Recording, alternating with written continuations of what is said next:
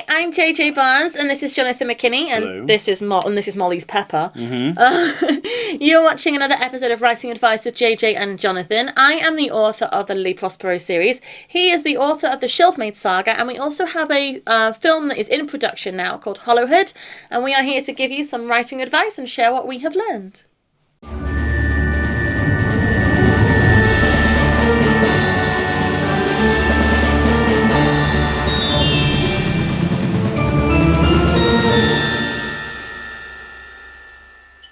Today we're going to be talking to you about, are you writing for yourself or are you writing for your audience? You're not being helpful today, do you know that? Okay. So, when you write, Yes. assuming you're writing, commercial fiction, so you want to sell, you want to find an audience, you want to reach them, you're not just writing as a hobby, because if you're writing as a hobby, and that's different. But if you are writing to sell and, to be a professional author or screenwriter, Yeah. what is more important, writing for your audience or writing for yourself? Writing for yourself is more important. Do you think so? I think it's more important. We touched on this in our tropes video. I'll put a link here, because we talked about writing tropes and how they can turn an audience off. And I think, I was more on the side of write for your audience, and you were more on the side of write for yourself then. So you go first. Why is it more important to write for yourself? Okay. It sounds kind of selfish. No. Write for yourself. I don't think so. Well, I mean, literally, because write for yourself, True. right? But the reason is that you don't know your audience as well as you know yourself. True. You will be chasing forever. You'll be chasing something that is abstractly perfect, but you can never actually accomplish, because the audience exists, and maybe at the point you're at, maybe it doesn't yet, and you're trying to build one. The audience, say it exists, has an incredibly diverse number of likes and dislikes in it already. Not everybody is going to like, and that is like within your audience. Say you've got an audience of like 10,000 people who are loyal and they come with you. Not every single one of them is going to like every choice that you make.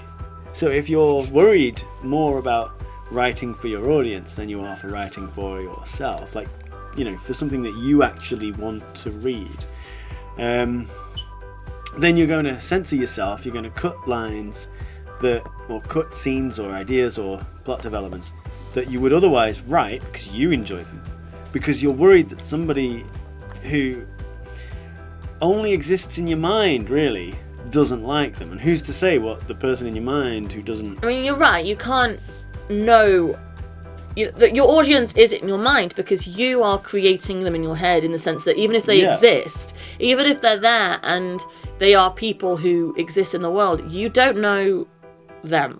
That's right. I mean, unless they're like your mum, but for the most part, your readers are people you don't know. You can't know them, so you're inventing their likes. You're inventing them, yeah. The reason I think, and I'm not 100% right for your audience, I think, there's shades here. But the reason I lean more towards write for your audience than yourself, and I say not entirely, is because I want people to enjoy my work. Yes. I'm not writing as a hobby. I am specifically writing for people. I want to write in a way they like. I want to show them that I appreciate them reading. So I will do things that I hope will please them. I'm trying to do things that are a lot of effort, and essentially take a toll on me in the fact I have to use my brain. I challenge myself and push myself because I want my audience to get something from what I'm doing. So I'm talking narrative triplets, setup and payoff. If I was writing for myself, just myself, would I put that effort in when I know the story? Yes, hello darling. I want to write for my people. I want to do something that they will enjoy. So I think about that. I'm conscious of that. I try not to be too repetitive or use old ideas or be derivative of other things. I try to be in my work the best that you can. The best that I can, because if I just wanted to write things I enjoy, I could just rewrite Buffy the Vampire Slayer or, you know, something like that, because it doesn't matter that it's been done. I'm writing it because I enjoy it. But I'm not. I'm writing because I want to sell books. You know, financially, okay. my career depends on me being able to write in a way audience will respond to. Would you actually lower the standard of your work if you weren't also financially dependent on it being successful? Because I wouldn't. No, and again, I am talking shades because there are genres. Say, for instance, like if there was a real popular trend in books that was selling really well of, say, graphic violence against women. Say, women getting, like, and it probably is popular, let's be honest, but the point is, say there was a real trend in my particular abilities of writing, so my style, my writing, if there was a trend in that genre, the sort of urban fantasy genre, if there was a trend in that for violent, brutal violence against women, and that was selling really well, and everyone's like, if you write more of that, if you write loads of women getting their heads bashed in and getting raped and abused, you'll sell really well, then no, I would not do it. So I'm not saying I write entirely for my audience, because I wouldn't do that. If it was very, very popular for, I don't know, but the point is...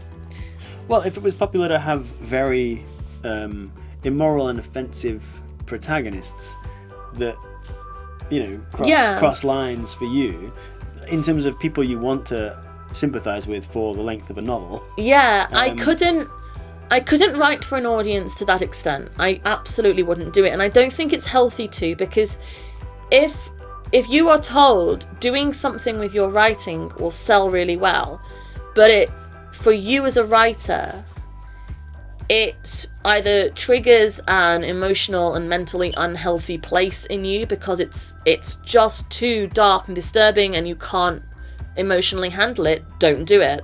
Also, don't lower your standards in, let's say, like in terms of what you feel is acceptable to cover. If you think that it's not good to write about that subject, even if it doesn't trigger you emotionally and mentally, if it is just simply your, whatever it is, your moral compass or your, you know, whatever, if you are like, no, that is not okay to write about, don't do it. Because yes, I am wanting to sell books. I do appreciate the fact that this is my career, and I do respect that this is my career, and I cannot have a career if I don't have an audience. Right. So I write for these people so that I can thrive as a writer, but I can't also become a slave to the demands of others at the expense of my own sanity. Okay.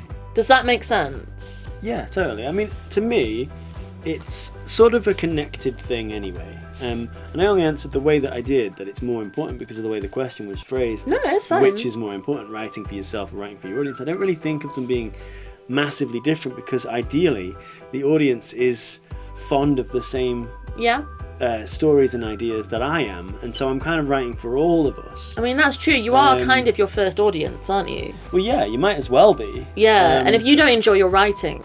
Yeah, then... Yeah, if you read over your book or your script and you're like, this is really boring. Boring, or I'm uncomfortable, I don't like it, it makes me feel wrong, the likelihood is you aren't finding an audience you want to connect with anyway. Right, yeah, because the people who enjoy that are going to be... people, yeah. Whereas if you do particularly like graphic violence or something, you will find your audience who also does, and that's fine. But I like connecting with my readers. I like having conversations with my readers, finding out what it is they enjoy and understanding why they enjoy it, because I enjoy it too. It's a nice feeling for me. So you're all right. You are your first audience. I am my first audience. You're your first audience. And if you like it, there will be an audience out there for you, because you are not the only person in the world who likes that thing. Yeah, and likely you were inspired by very popular stories, and they're very popular stories because you're not the only person who likes them, right? Yeah. And so maybe you are the only person who likes a story out there, and you're Molly's like, I like stories. on the vanguard of. You like stories, don't you? You do, Molly. No, she doesn't. She doesn't care at all. She just likes food and walks. But yeah, so the likelihood is that if you are inspired by something, it's because it was very popular with a number of people, which is why it fell into your sphere of creation. Yeah. And so your audience is out there. And the good thing about an audience is, yes, the audience that you were a part of when you were being inspired by whatever it was that inspired you was made up of people who are creators, and then there were people who just like to consume. And you have sectioned into the creator section. But from the consumer section, that's where you find your audience. And also I think that's fair. You are daft. Doggy is daft. Oh, right. Not you. You're lovely. Well, thanks. So are you. So, yeah, that's my take on it. I don't think... I mean, if you disregard your audience, I think you're doing something wrong. If you don't want them to have a good time and what's going on, fix that. You really, I've said this before, but you should really love your audience, even if it's small or if it's big. If they are having a good time reading something that you've written, then that is an incredible connection to make with someone. It absolutely is. And yeah, you should absolutely want them to associate you and that name of yours with a good time. Yeah, I agree. So yeah, if you can nurture incredibly positive feelings for your audience, then you won't dick them around with misdirection that's not earned, or that is, I agree. You'll put the effort into making it the best you can because you want them to feel valued. Yeah. And you want to respect them and what they want and their experience of reading. And that does... Or watching. It does extend to including listening to the audience that you build. And if the audience that you build is repeatedly making some points about the stories that you're writing, which might include love this, love this, love this, don't love this. If a lot of people are not loving the same thing, it's probably okay to just change that. It might be Don't okay. do that again. Yeah, you might want to say, how important is that to me? It might not have been important. It might have just been a character choice you made, or a theme that you came up with that you were like, this will give me fuel to write. There's conflict in it, so I'll go. And then it wasn't working for people. You can just sort of straighten that out. That isn't writing for your audience. It's not letting your audience compel you to do something. It's just understanding. Yeah, it's about using your audience as not market research, because that's really cold and clinical. No, but it's about understanding what it is you're doing. Your job is to please your audience. Your job is to write for people, and if the people you're writing for don't like something you're doing, then you respect the fact that's your job. Yeah, but without reducing your audience to numbers in a kind of cold I agree. way. Because then you won't have that connection anymore. Yeah. Because they're not a human being anymore. They're just a number of pounds in your account or whatever. So... yeah. So thank you very much for watching our video on writing for your audience or writing for yourself. If you have any opinions on it, if you think it's all about one or the other, or you disagree with something we've said, comment below and we'll talk about it again, because I think it's a really interesting subject and I think there's a lot of places we could go on that. Dog! Oh my god, I'm so sorry about our little intruder today. Hey, don't mind. She's like, I want to be famous on YouTube. You've done the Molly voice. Yeah. Good. If you could like this video and subscribe to our channel, you can help our dog become more famous on YouTube, just as her heart desires. Little daft mutt. So thank you very much, and we'll be back again soon. Bye. All right, bye. Can you go hit my record button? What? Can you hit my record button? I'm stuck.